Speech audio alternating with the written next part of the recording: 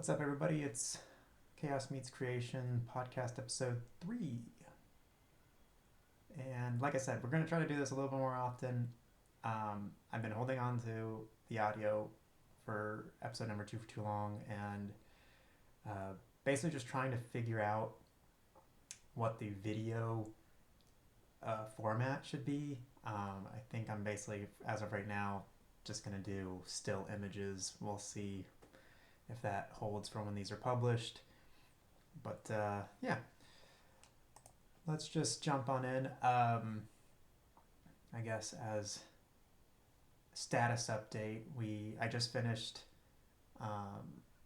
rendering most of the images for canvas number 49. I refer to them as canvases. Piece number 49. I don't know, but it was a good one because there were over 200 images we were able to extract from it, which was kind of cool little milestone. Obviously rendering 200 images like that takes a little bit longer, so it's been taking me a little bit longer to do that one. Usually I can turn them out in about a week, but this one took me about 2 weeks. The process after we create the lines on paper is to digitize, then go in. I usually do shades where I just fill in with one color and like a silhouette of what I see for each one, and then I go back and render them. And usually when I'm doing that, then I also have more time to kind of digest the lines, and then I usually have to go back multiple times and reshade for new images I see while I'm then rendering the original shaded images.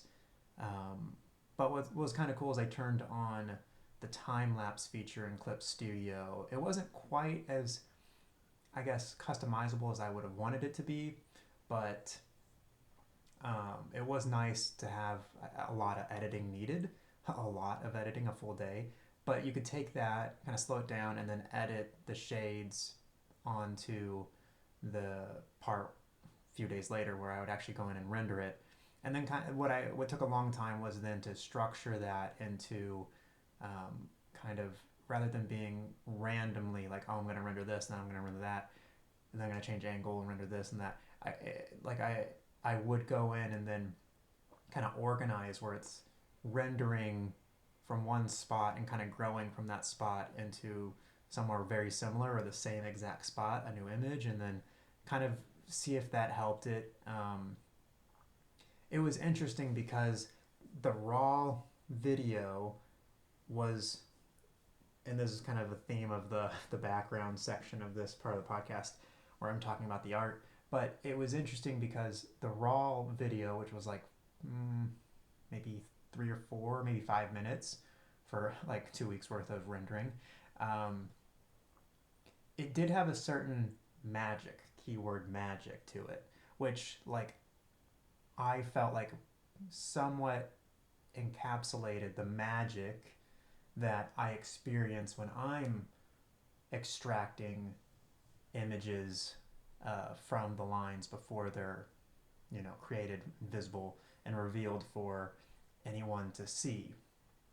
And to me, that's the magic, is the game of hide and seek. Where are the images? What are they discovering, creating? But it's hard then, and this is the thing that I've been trying to work on this week, is what does a viewer of the piece, what magic do they get to experience? How do they experience the magic? Since they don't go in and discover always new images, sometimes it's kind of just a delivery system. Oh, here you go. Here's your order before you even knew you ordered it. Here's how you do that magic trick, is kind of how I've been trying to avoid it, because obviously we know magic doesn't exist when a magician is doing a card trick, but the presentation is so good that it's almost like you admire the skill wrapped up in this guy calling himself a magician doing a magic trick.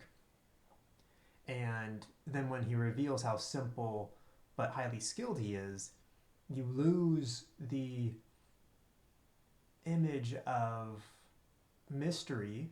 And I hate that I keep going back to M. Night Shyamalan, but it's almost like, oh, if it's that simple, then it's not that cool. Therefore, it's not a great trick. Therefore, this guy isn't all that great either, because the ending, and this is where you circle back to the M. Night Shyamalan piece, where it's like the premise was good, the execution was potentially good, but the ending, when you revealed it, what was happening, what was going on, whatever, wasn't what I expected, wasn't the destination that I was hoping for. Whereas I guess in our minds we're all expecting real magic, and that's why it never lives up to the hype. I don't, like, I don't know why learning, peeking behind the curtain is so disappointing, but it's almost like a theme of life, like this saying, don't meet your heroes, right? Like, they never live up to your expectation. The magic never lives up to real magical expectation. And receiving the answer to a question you haven't asked never means as much if you spent hours pondering and digging it up and discovering it for yourself, despite how simple it might be. You spent the time, therefore your brain, I guess, it overvalues it. But yeah, life advice, it's the same way. Like, if you received good life advice before you really needed to receive it, then potentially it meant nothing and you don't even hold on to it. So yeah, that's what I've been struggling, well, I wouldn't say struggle, but pondering on this week is, if this thing is magically, and I use magic not as like a literal term, but like an engaging factor, and hopefully that dog barking across the street isn't being heard. Um, if if that's what is inherent in what is happening in this art, how best do I present it to a viewer who doesn't have to hone the skill of discovering it and then rendering it for themselves, right? Like spending the time excavating and going through leveling up their brains to the point where, they see patterns, they see trends, they see motion, they see ideas in the the lines, and even doing it in something that they haven't created themselves. um, and so I was usually I'm a little bit more structured and organized, being that I'm kind of more on the analytical side professionally. um, but I actually went through and did one of those, what is it, like fourth, fifth grade, maybe third, I don't know, when little kids learn the brainstorming method. You start with a big thing in the center, and then you circle it, and then you draw lines and circle things that branch out of your main plot or idea for the story that you're going to write. So if your story is about magic, well, what creates the magic? And then you circle that and you give your little uh, thoughts that you'll then spread out and organize from there. And it's very messy. Obviously, just doing bullet points is. As soon as I did it, I was like, this is a waste of space, and like it's not well organized visually. But yeah, I was trying to figure out, what would make the magic for a viewer more receptible, like more receivable, and engaging. And so one of the things that I tried to come up with was on the back of the time lapse that was created when I was rendering number 49, um, was this idea of time lapse, because there were some parts that were very interesting where the image almost like morphs into the next image, meaning like the way I rendered two images is maybe I saw something too quickly and I didn't have a shade for it, so I just copied the layer and then like rendered right on top of the copied layer the next image, and Clip Studio basically took that as, well, there's no white space or a different shade over top, so we're just going to take both of those, merge them together into a quick couple frame time lapse, and it very much looks like, one raw image just clay morphing into the next one. And it happened a few times, and I was like, that would be a very cool way to represent what's happening. Unfortunately, as I look for a cushion for my elbow, Here we go. I tried to replicate that in, I guess they call it in post, technical terms. Ooh, look at me. Um, I try to recreate it by basically reshading finished rendered images with their shades, with like, I just alternate between blue and green as like a base color to make a silhouette, and like basically do it all in the same layer, and then just from my phone, like I have the lines and I have the images, and just recreate them and see if the time lapse would make the same effect. But it just didn't do it the same way. So I'll have to keep playing, because I definitely think that would be kind of interesting, because that does lend similarly to the experience that I have when I'm like with my eyes and head and with the paper, the hard copy in front of me, when I'm analyzing, the finished original piece. Okay, now it's time to start excavating, and like how images will just kind of morph. When I discover one, usually I stick to the same area, and then I'll excavate, maybe something right on top similar. Oh, good. Now people are moving their dumpsters. It was trash day, so hopefully that does not get picked up. So unfortunately, I'll have to keep trying on that method. But one thing that I did think of that might help just demonstrate the magic is scale, the grandeur. Um, and by that, I have tried to show multiple images coming out with like the puzzle piece format, or the, I call it the fountain effect, where they kind of appear in their current place as rendered images, and they pop out and you can kind of see them as more images pop out. But I've only ever done it with like maybe 9 or 10 images. And in this method, it's more of, and it's only for one perspective, the zero angle, the 90-degree angle, the 180, 270, whatever. But in this thought, I was like, let's just do all of them. There could be 150, it could be 190, it could be 200 images here. And I think if you kind of make a full poster of all of them together, that would be a good demonstration of how complex this jumble of chaos really is. So yeah, I did that for number 49, and I liked it so much that I actually, as of yesterday, rendered number 48 in the same way, and they look cool, because it kind of reminds me of back in the day, the Pokemon posters, like Generation One. I can't remember like if you got it when you bought like,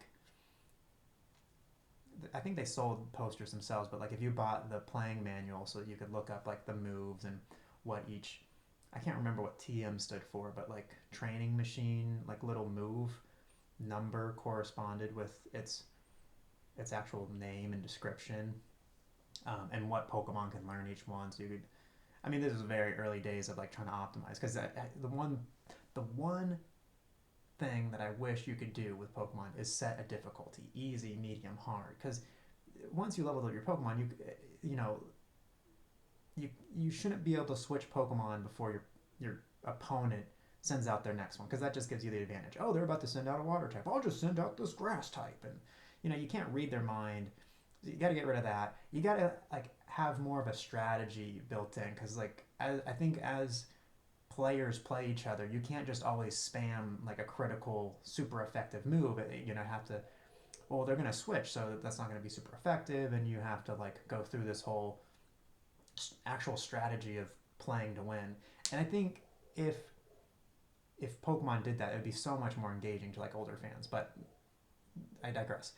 Um, they used to have these posters with like, here's the catalog of all 150 or 151 of Generation 1, and they'd have like the little sprite and like the name underneath. And that's kind of what this looks like, is like it's a big poster of colorful small images, all finished, and eventually they all get pulled out and they all sit in a certain spot, hopefully without overlapping. And you kind of get a better understanding of how many images you just saw when it's all done, because they're all there. And so that kind of creates a bit of like, oh wow, like that was interesting. You you really did pull all of that out of your hat, kind of thing. So that's what I worked on this week. Thought it looked good. Number 50, I think we're going to try to do something a little bit special for that when we make the original. Maybe do like a poster or something like much bigger than just the piece of paper size canvas that we work on. Um, and hopefully that'll include more lines, more space for the lines. Um, Maybe probably have to do like a Sharpie or a big marker because right now we use like a fine tip kind of black ink pen. Um, but hopefully, yeah, like more lines, more space. We haven't decided on if there's going to be any theme to it, like how we actually go about like restricting ourselves or orienting ourselves when we create it. Again, that's kind of secret sauce material, but we do sometimes dabble in changing things up to see if they enhance the format, if they enhance the outcome, if they um, can basically better create the embedded layers that we're going for. So that'll be coming up. I'm excited for that. And I think as far as numbers go, we just released some videos over this weekend where we had basically our first week pause because it took so long for me to get number 49 completely finished and ready. We didn't get to release any videos all last week prior to this weekend, and we released, and I was kind of worried that, like, TikTok algorithm or whatever would be like, oh, you haven't been logging in, well, you don't get any views, or don't let people see it. But I think the first video we put out really um, has defied my expectations on how it's going to react, because not only did it do well the first day, which it just had like 200 views. By I posted it in the morning, and it had like 200 by like 2 o'clock or something. I was like, oh, okay, yeah, so it's good. And I thought it would kind of die off from there, but it kind of kept climbing. I think it got to like 400 by evening. So like, oh, okay, better than I expected. Better, because again, I thought I was going to get some kind of algorithm nerfing effect of you only get a certain stipend since you've been gone for so long. Or I don't know. I don't know how their algorithm works, but then people were commenting, which was nice. A lot of people even like added to their favorites, which I hadn't seen a lot of. And then surprisingly, yes, the next day, Sunday, it kept climbing, getting likes and comments, and I think it got up to about 1,100. And then yesterday, it continued to climb. Just like this is the first video I feel like that it kind of is continuing to grow. Whereas I feel like a lot of times, even the ones that go semi-viral, get a couple thousand views, it all happens immediately. It's all the same day. It's all, once you hit, the next time you post a video, or, the second or maybe third day, it just, it's over, done, move on. So this is an interesting one, to kind of study and see what's working, what happened. But yeah, number 50 I think is going to be an interesting one for many reasons, because it'll be kind of special. We got 50 of these done, and can we continue making the magic happen? Can we change the format and still have it happen? We'll see. With that, we can dive in. I did pick another canvas. Number 35 is pretty special to me. It feels kind of like the height of, we've implemented a bunch of enhancements, and they're now making themselves known. And it really was this thing where number 35 had the most lines we've done up until then. I think there were so many, I would say, what's an antithesis of harmony, a dissonance. There were so many dissonant lines that didn't harmonize with what would be the normal, like, waves and roundness. They were sharp, very close together, somewhat overlapping, intersecting lines that would sometimes just cut things apart that you were seeing. Um, and and in the end, it all worked together. Like there were, I think that was the first time when I was analyzing it that I saw motion, where I saw one image kind of draw me into the image right next to it, which kind of created like a theme of motion, and then another one, and there would be like these spurts of just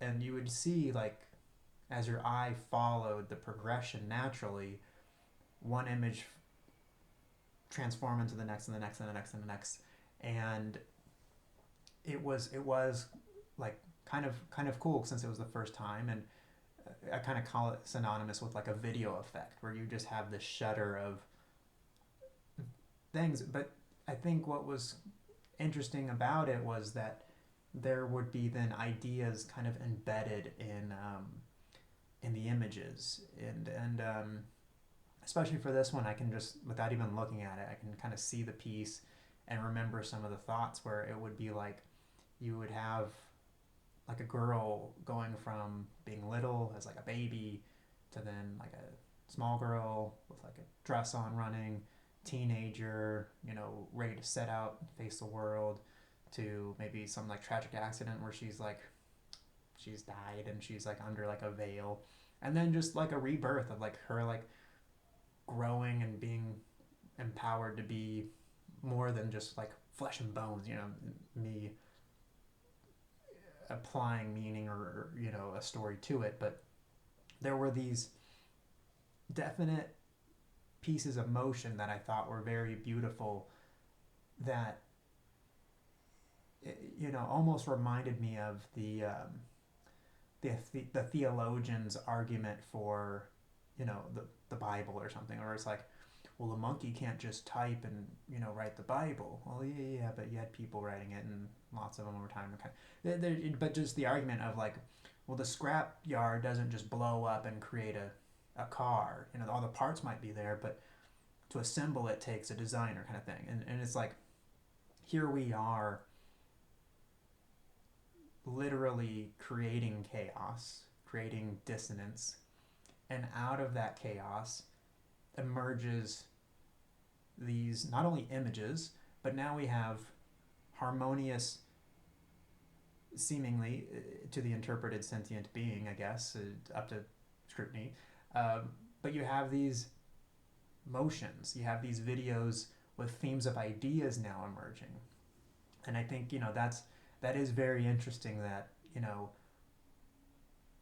there can be such complex results to seemingly simple, simple magic trick. Oh, full circle. There we go. Seemingly simple means of creation. And that there is Poetry and Beauty of the Arts. Brought to you by Chaos Meets Creation. Life lessons to live by. You put that on an inspirational poster, I suppose. That it's just it's fun to experience, at least for myself in the time being, and that I think somewhat wraps it up. I mean, the iconic astronaut was found in that one. The dragon, the gorilla with its tongue out, the poodle is in it.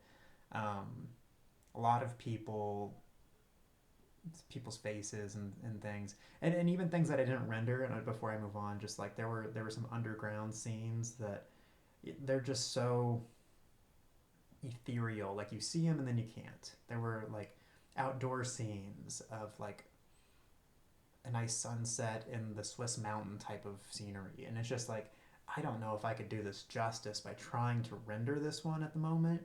So some of them I just like had to hold off on, but yeah, I think it was a really good one for where we were at that point and in the process. So let's end that there. Moving on. Today I wanted to talk about some books. When I work out, when I go for walks, when I'm driving by myself, I listen to audiobooks. This podcast brought to you by Audible. Not really. I wish. But just talking about different book series. Like, I used to be a complete nonfiction. I just read to learn. I like to learn new things, and so like there are so many topics that you can learn about that you didn't even know were interesting. The one that I really always hit on is parasites. If you were looking for a topic to learn about that you didn't know was interesting, pick up. Let's see which ones are. This is Your Brain on Parasites, Parasite Rex. There are a couple others that'll probably be recommended from those two, but those two, man, do yourself a favor and read those because man, is it so awesome. You can learn about a world you never knew existed.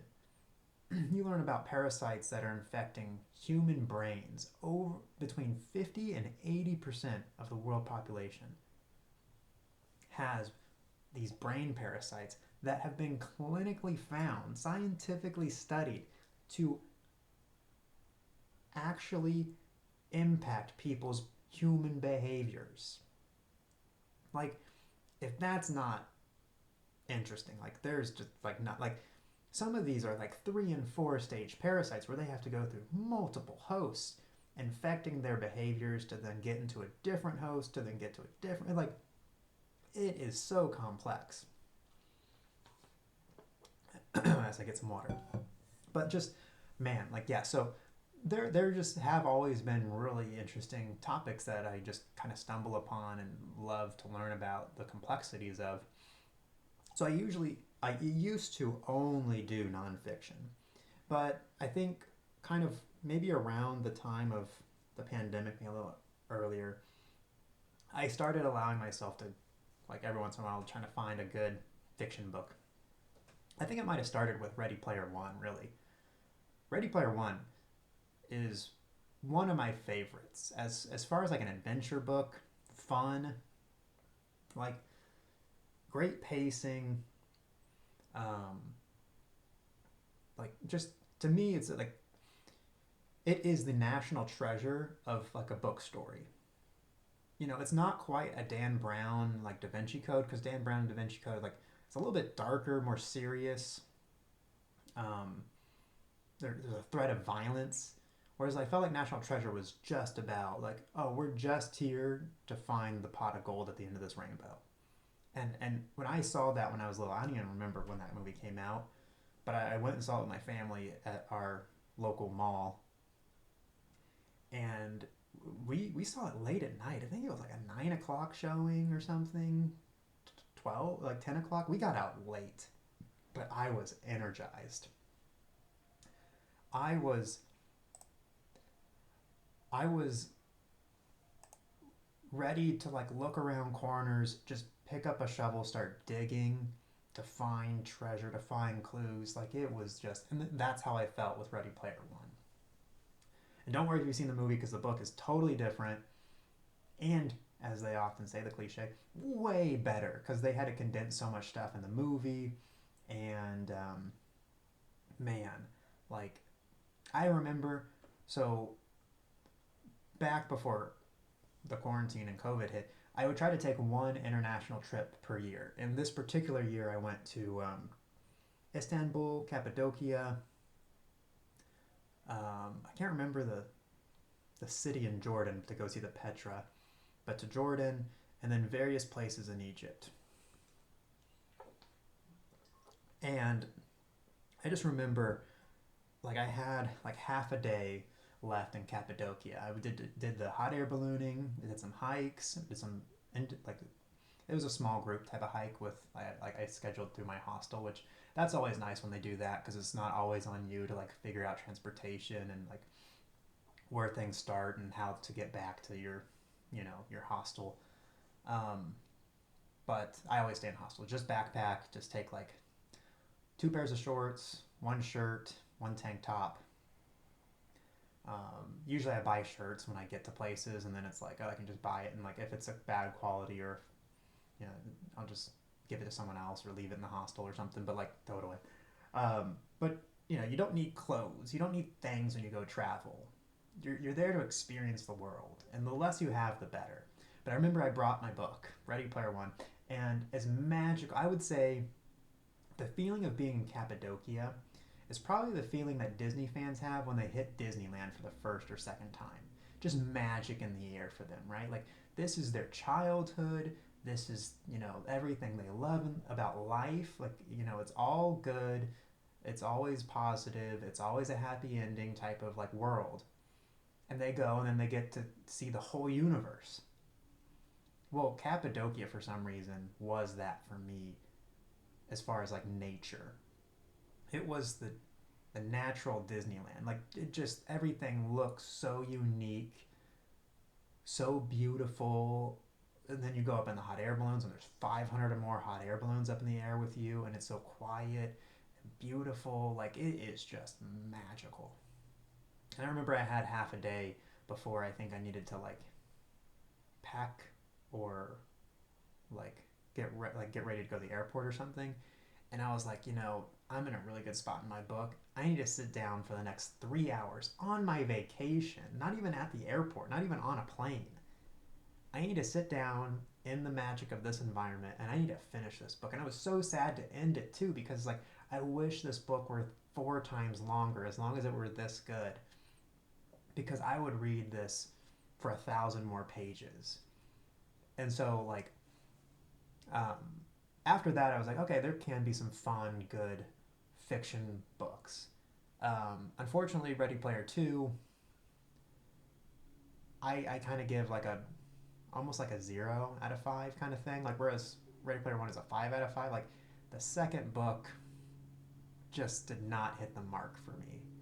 Um, like it just started with like multiple bad like we're gonna change these characters up a bit, and we're gonna introduce a bad guy that like you're like really, and then the bad guy has like certain powers and they just like enable like the plot to exist, and it's like really, and it just like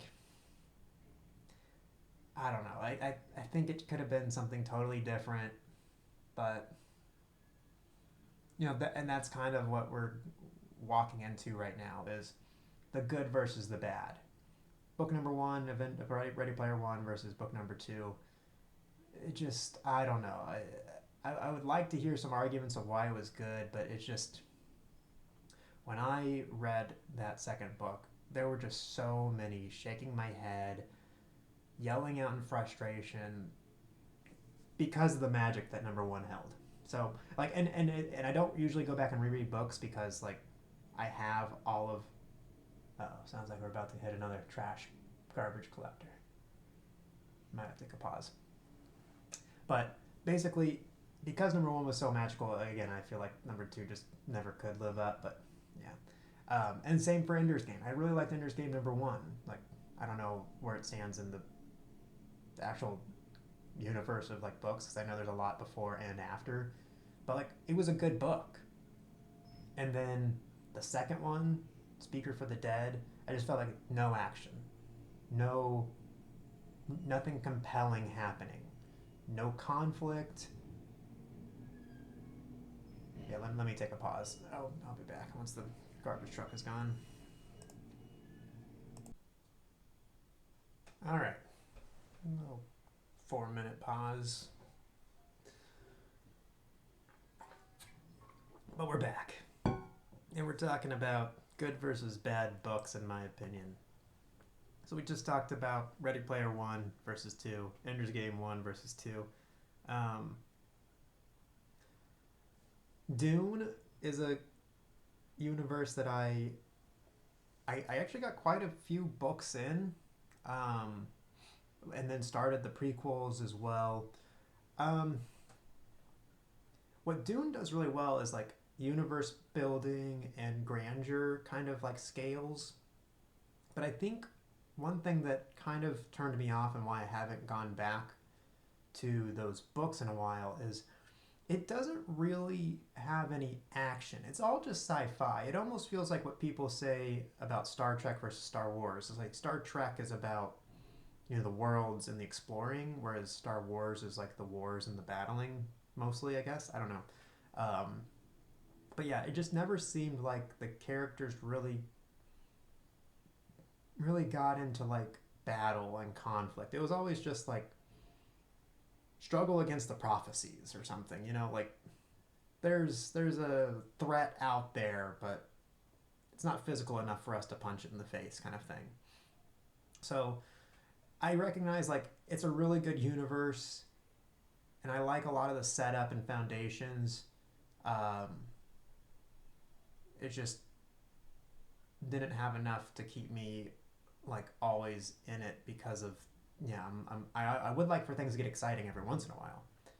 Um, then I found what are called I think lit RPGs, which are fun because like I did like playing video games back in the day. I don't like to like invest time into playing video games per se now.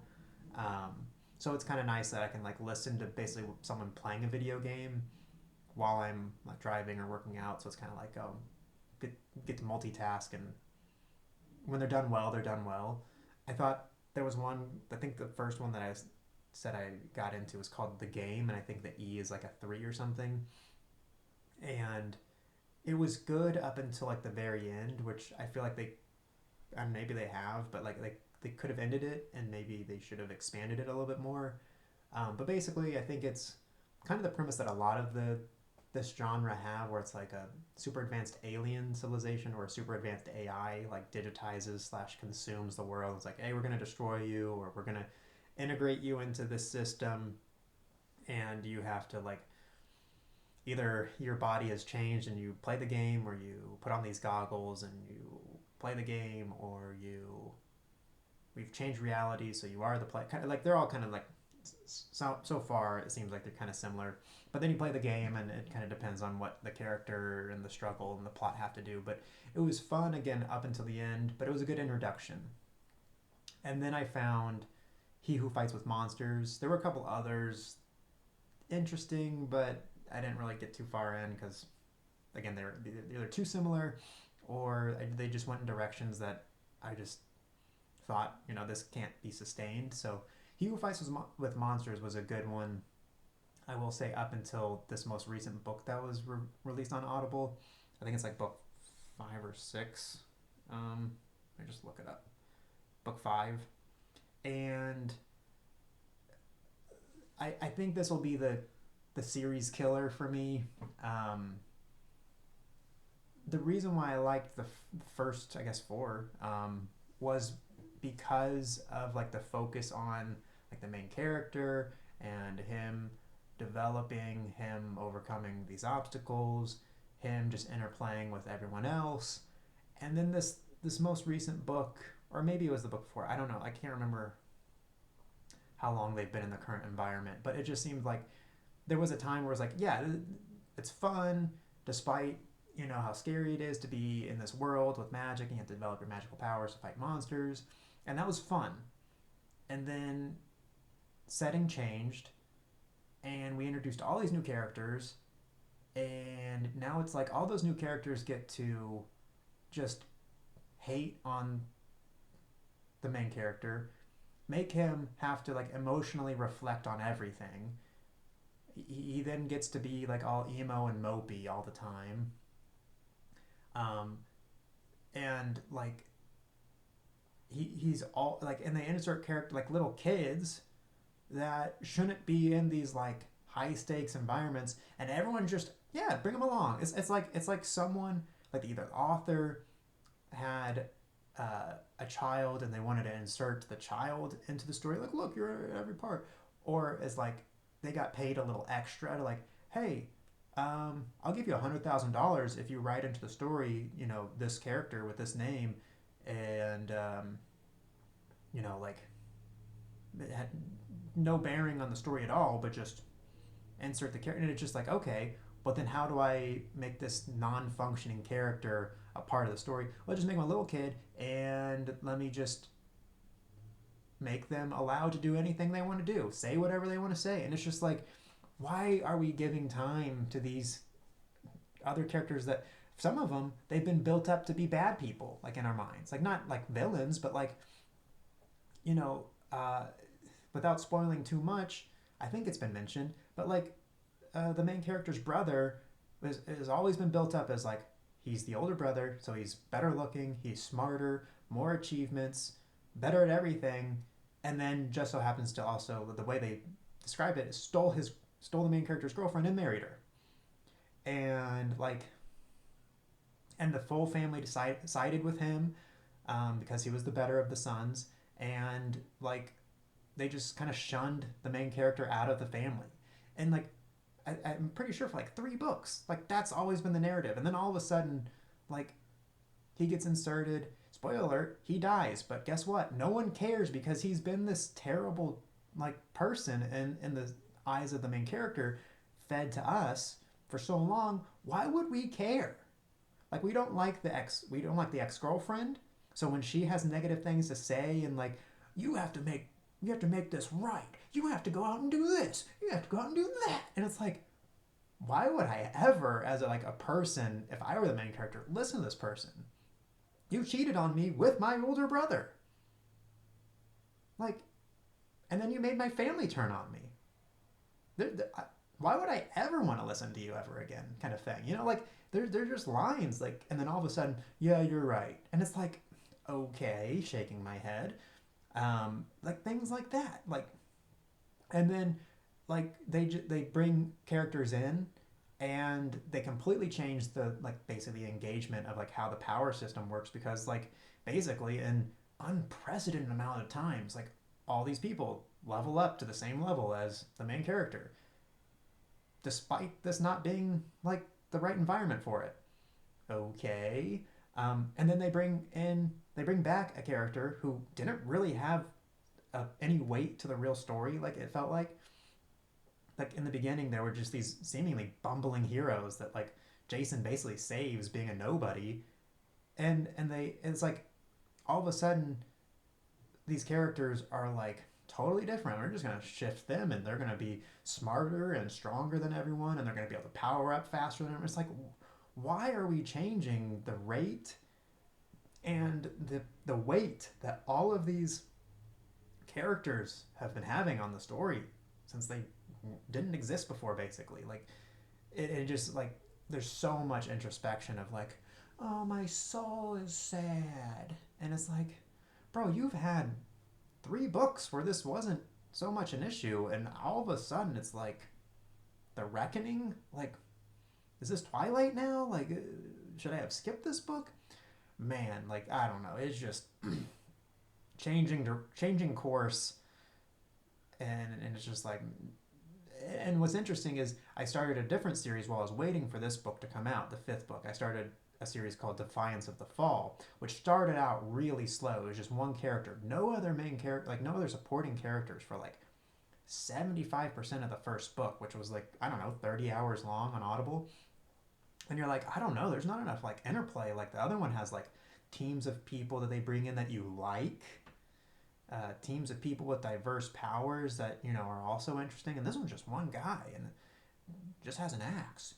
Um, but then he like keeps defying all odds, and he makes friends to like create his team, and and it starts to like really build up once they've got a really like they really over invested in like the time you spend just with the main character. And then guess what? They don't they don't even sidetrack you with love interests because it's like a video game. You know, they don't have the main character in your RPG camera view turn around and face you, the fourth wall, and be like, you know, killing all those people does make me sad all of a sudden. Maybe I shouldn't do this anymore. It's like, no, no, no, like that's not who you were up until this point. And that's what I think this Defiance of the Fall story does fairly well, is like it doesn't really get sidetracked. It's like there are cool little side quests that you get to tag along, and they fill up fun time. And you know there's still weight to all these adventures, and we don't get sidetracked. Like it's just always. I will say that there are a few characters that story brings in similarly, where it's like a little girl again, and it gets a little annoying how like you're not strong, you don't get to insert yourself into the leadership of this group and have any say, do anything special. Like you're not special. Like this guy is special, he's the main character. And so I do like again it feels like, does this guy have a niece, does this guy have a daughter, does this guy get paid extra to insert this person in, this not like this trivial character, non-functioning basically. I don't know. Those moments was just like, if it were a video game, you'd press like the skip dialogue button on. It's like, oh, you don't have any thing. I mean, not that it's a girl. Like there are plenty of strong women in these books. That's like, yeah, like they're helping the plot along. I'd rather listen to what they have to say because they unlock the secrets of the universe of this story. But like uh, whiny little girls, or they could be boys. I don't care. But like whiny little characters that insert themselves in that don't have any like actual weight in the story to move it forward. It's like it sounds like filler. It sounds like you had 500 pages and you needed 600. So you're like, well, I can't introduce any more action to this story. That would change things. If I just add a character and make them talk and whine and like, that'll fill up 100 pages, and they just do it that way. And it's like, come on, man. Like, those little things. Yeah. But Defiance of the Fall, I think, is like better now than He Who Fights with Monsters. Um, Similarly, I liked the Bobaverse. I read that a long time ago, though. But the latest book was called Heaven's River, I think. I feel like it kind of did the same thing. It was almost like, oh, these Bob characters, there's too many, they're too overpowered or whatever. I can't think of anything that they could do. Let me just focus on this other story. And then, like, at the very end, let me just introduce, like, I don't know. It again, didn't seem like the right scale of conflict and like story to have for this particular universe being so late in the game. I don't know, but it was again like lots of good previous books up until that one, and then it kind of went down. Shifting gears though, there was a documentary that came out on Netflix. I didn't watch it, but I heard about it. About this fundamentalist group, and I guess surprisingly, I thought it was southern Utah, but or like northern. What is under Utah? Like Arizona, like right on the border is how they always. What I had heard is how they kind of got away from authorities, is they just built like a main building, and when like the Utah authorities would come after them, they just cross the line across this building and like, oh, we're out of that state's jurisdiction. You can't take us now, and like. So they couldn't ever coordinate across both states to get them at the same time. And apparently, though, there's a lot in like Texas. There's a place that they're like also in, but it was the Warren Jeffs guy, and um, it is a lot of what I knew, just like somewhat, but just from what I was shown and heard and told, like it was worse though because of like the very young children that he was. I had even heard stories and recordings that he had like, well, maybe not recordings, but like stories of young boys that he would also molest. But like this was like full on rape. Like he recorded himself with young girls, and I was like, oh gosh, this is disturbing. So I'm glad like he was put away. Um, I bring that up because there was a book that I read about Lance Armstrong. Just because I found that story so fascinating, being that it was, he was such a symbol and such a like. It was kind of before like my time, but from what I understood, he was like this never before seen athlete in this sport that no one ever cared about, that just transcended the sport and became this like icon. And then because of the cancers and whatnot, like just a total symbol for like cancer fighting and just live strong, I guess, is the summation of like who he was. And the whole time, the book was called Wheelman. The whole time he was cheating. There was like barely a moment when he was like a professional cyclist that he wasn't cheating. It was crazy. And like the whole time, the mentality of being so vocal against cheating. He would call out other people that were his rivals for being cheaters. And like the whole team had to be involved. If you weren't willing to cheat, you weren't allowed on the team. The whole team had to like their methods of like getting the I guess in this way it was like blood transfusions, but like getting the red blood cell count up, and again, the whole time lying, lying, lying. Everyone believed him.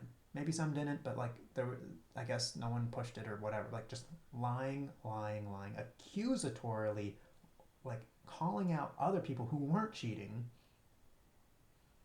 and the whole time lying, lying, lying, lying, and then finally admitting it, like way after. Yeah, I cheated, and it's just like, but to me that's the interesting part is like the mentality of here's this nobody. I mean, he guys he got rich out of it and fame out of it, but it's like if if that kind of person, someone starting off as a nobody, is willing to lie and cheat the whole time, denying it, denying it, denying it, in the face of like investigation, denying, denying, denying, until they're cornered. Yeah, I did it. Okay, you got me. It's just like, it just typifies to me like anything that people are willing to do either to obtain power or to maintain their power.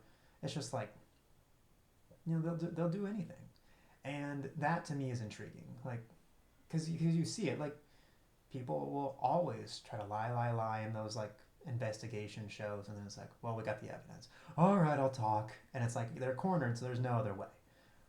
But everyone thinks they're smarter than the system. Everyone thinks that they can get away with the crime, and you're not. Maybe 50 years ago, before like databases were linked and like processes were in place to like make sure you went through the checklist of going through these things and talking to these people and getting this information. And now, we have DNA, we have cameras, we've got everything you can think of, and smart, like averagely enough smart people that can outsmart any person that thinks they're a genius. It's like, why would anyone think to commit a crime these days when you have so many tools at the disposal of law enforcement, and yet people still do it? I don't know. But again, it to me, like the two stories are linked in an interesting way in my mind, maybe for different mechanistic reasons, but like,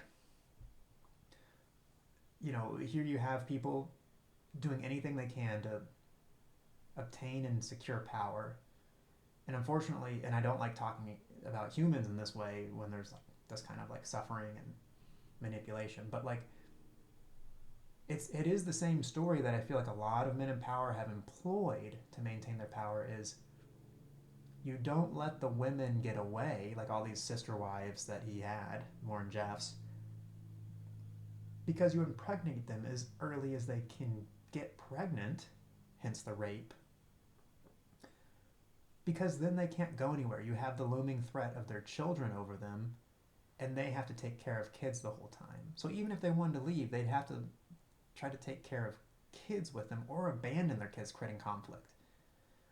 And I don't know where I've heard that tactic from before, but like in my studies of, like tyrants and dictators and I guess other cult leaders probably, but like that, I feel like that's a tactic that they've employed. Is you impregnate women, and then you impregnate the young girls, so that you basically have your own private army family, and they're forced to be loyal because now we have familial bonds that link us. And it's like, it's like the cheapest way of manipulation, but that's what I had heard he was doing. And it's like, yeah, that so gross. And then obviously giving girls to his loyalists, and they were doing the same thing. And it's like, yeah. But again, I think it was like, what is it, Dictator's Handbook? Is, as a dictator, you have to know your inner circle, and the masses don't mean anything to you because you still maintain absolute power. You just have to make sure that the people around you don't backstab you and try to steal your power. So the only people that you look to enhance the lives of it are your small circle of elites. And then, yeah, in this case, it's, giving girls to, but I think the examples they used were like for like Soviet Russia, or like, well, maybe something with like Saddam and pre-Saddam era, but like those kind of dictators, they only have to, again, like, please a certain select few of people rather than trying to please the masses because they maintain absolute power. Um, and then my brain goes to, what mechanisms make people drawn to these types of things. Similar to like, well, what mechanisms alter people's decision making abilities? Well, brain parasites, coming full circle again, could be a factor. So you have to factor that into at least my equation. I don't know if anyone else analyzes the way people behave on a regular basis, but you got the gut biome. We know that there's a nerve, the vagal nerve, that goes directly from your gut to your brain, and it controls more serotonin than your brain itself. So it can, send signals to manipulate. Hey, you haven't eaten those Doritos in a while. Like, the bacteria in here are crying for help, and that's where your craving for that comes from. Or it's just random cravings for things. It's like, is that really coming from you, or is that coming from somewhere else? Interesting. Who is the you? Behind the body? Is it really just one person in there as your consciousness, or are there people back there that you don't even know about that are manipulating your brain to make you think you want certain things?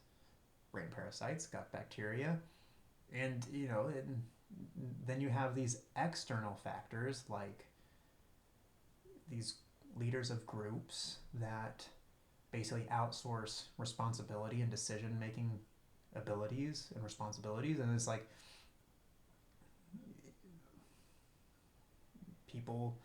what makes people get drawn into that? What makes the leaders so set on lying and maintaining their power, and what tactics do they use? So like those kind of things like are interesting to me. And yeah, we really got a little bit more serious in the tone here. If we need to find something a little bit more lighthearted, I should have figured out a book that I could rewrite to make it a little bit of a happier ending. Any of these books that I mentioned that could have been better? Let me pause and let me see if I can come up with something to end this to make it a little bit more pleasant. Okay, I think I got one.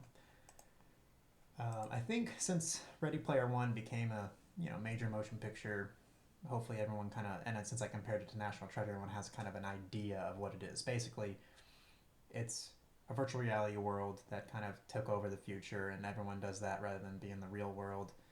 The real world's kind of crappy, overpopulated from what I remember, and basically the plot of number one was there's a contest to basically the winner getting control over, I guess, the most powerful company in the world. So basically catapulting you into like being the richest person. So you had to like go through and solve all these puzzles and quests, and then yeah, you follow the main character. And spoiler alert, he wins the contest. So book number two could go either two directions. You either have a direct sequel, but I would say you introduce a whole new character, just whole new plot, whole new character in this new universe that the previous main character now manages. So it's like, what does his virtual reality universe look like now that he can make the rules? And I think like you maybe just continue with the whole quest and contest theme. Spoiler alert at the end, unlike the movie, some of the high five, some of the characters die. So you don't have 5 people anymore. Maybe there's a contest. Excuse me. Maybe there's a contest in the direct sequel with this new character where we're looking for a new member to fill out our table. And, all the benefits come with being, 5-way split of this major corporation, and we're gonna make this contest. And it's basically, I don't want to say a repeat, but it's like the same format. Like we're just doing another treasure hunt. I like a treasure hunt, and you you set up certain contests um, that would be fun to create. And I think I mentioned it in uh, the way Harry Potter should have been. There should have been more of book 4, where it's a contest and quest kind of puzzle solving story, where there's fighting and dueling and whatnot. And I think, again, give the people action. So book number 2, it's me just spitballing now because that's the main plot. You basically just, here's this young character, and they're enjoying the changes to the new, I can't remember what the universe was called, like the VR world was called at the moment, but you're enjoying the VR universe. And hey everyone, a message video window pops up on everyone's screen that's currently playing. Everyone, we're you know setting up a new contest, um, and maybe to make it interesting, there are golden ticket. You have Charlie and the Chocolate Factory golden tickets.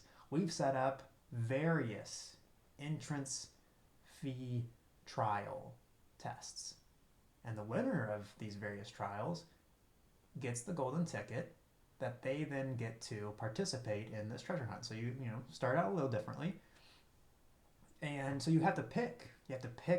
Your poison. I don't know. Pick your trial. They're various. You have a racing trial. You have a hunting trial. You have a shooting trial. You have a sword fighting trial. You have like a downhill skateboarding trial, a surfing trial. You have all these like cool contests, and the main character has to go through and pick until the very last one, and you know she doesn't win any of them. I'm just making it a girl. I don't know, but she doesn't win any of them. But there's a secret contest also happening to find the golden ticket, where it's like you can find them in hidden places and hidden trials. And so she finds one. I'm not going to spoil what the method is. Not to say that I don't have it in mind, because I do. And I'm going to show you right now by telling you. Spoiler alert on this story that doesn't exist. She's going to play the Pac-Man game that in the book was what gave the main character his extra life. She's going to play the Pac-Man game and win it, and either beat the previous high score or like tie it because it's like maxed out or something. And rather than getting a 1-up coin, she gets a golden ticket. And so she's in, and so there's like supposed to be 100 participants, and she's participant 101. Ooh, now that is stake building 101. I don't know if that's a thing, but you create now this, even amongst these elite of 100, she now stands out as being, and they're all numbered, she's number 101, and she gets it last, kind of like that board in the actual Ready Player One and in the movie. You have the leaderboard. Well, you have this board that everyone can see, and right before cutoff, update, updating, bing, number 101, and everyone sees like right before this contest starts, what you can't have more than 100, and then the contest starts, and it's like, who is this mystery person?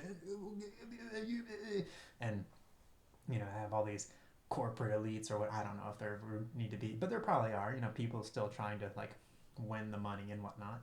Like, how did she do this? Why didn't we think of this? What is going on? And like just the people throwing the papers in the background, their ties all off center, and double Windsor for anyone out there. You don't do a single Windsor.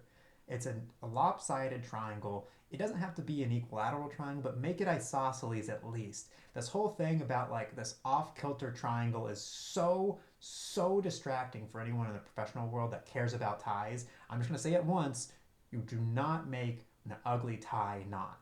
Jeez, like, come on, people. Either you tie a knot and it looks good, or you don't go with a knot at all. Anyway, back to the story. Um, Clearly, those are bad guys because they don't have a sense of good tie knotting skills. Um, and so, yeah, you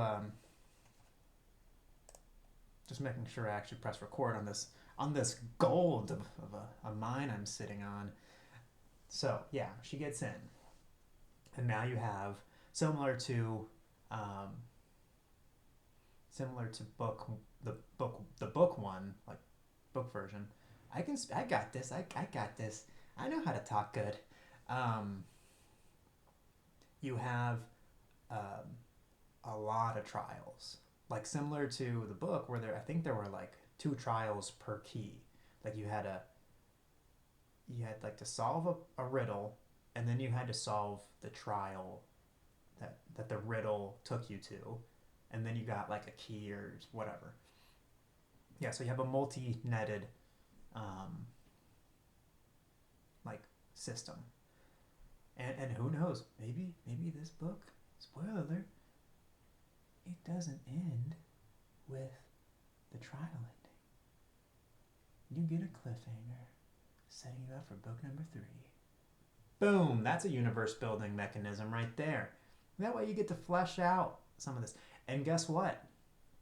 Something that I appreciate from like Dan Brown books is you get the perspective of multiple characters. So not only do you get the girl, you get some guy, some kid who got the very first ticket. He's like prodigy level at all these skills. And so like you get to follow along his story as he's like just cruising, and then you get this girl that's like grinding it out, struggling, trying to win, and that way you kind of get to see.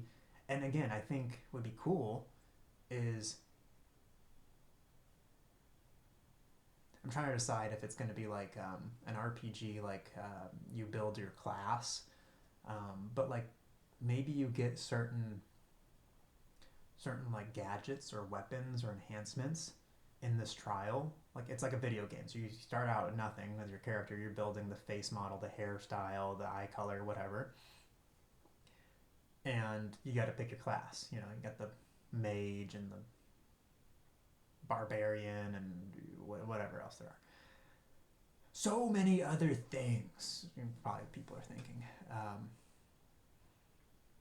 and so like based on the trials that you win, that gives you a certain gadget or class specific item.